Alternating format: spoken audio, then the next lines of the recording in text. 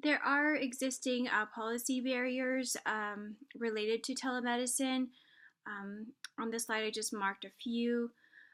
There is no to minimal reimbursement of telehealth services, so there's federal restrictions by Medicare, and there is also no to limited malpractice coverage for telemedicine. So there's like high premiums and no out-of-state coverage as well. There's issues with licensing requirements. So licensing is regulated by each state.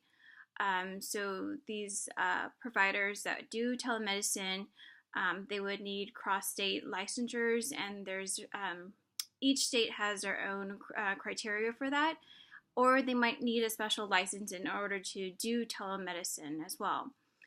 There's issues with HIPAA and privacy and security. There's increased risk for breaches and strict state laws. Also, internet vendor laws as well can restrict the practice through telemedicine. There's also limitations in prescribing. So the provider, in order to be able to prescribe medication for a patient, they have to show proof of a valid means of that relationship. And some laws don't see telehealth or telemedicine as a valid means of a relationship between the patient and the provider, so that can cause a barrier. Also, there's credentialing and privileging issues. So the small rural clinics, they're already stressed with their funds, and they don't have the funds to bring in an external provider to their practice and pay for the credentialing of that provider.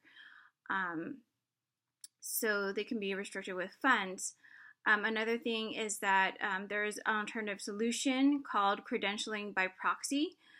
So what a provider could do is, if he's at a bigger hospital and those rural clinics set a network between the hospital and their clinic, that provider could provide that telemedicine services to the patients at the rural clinics.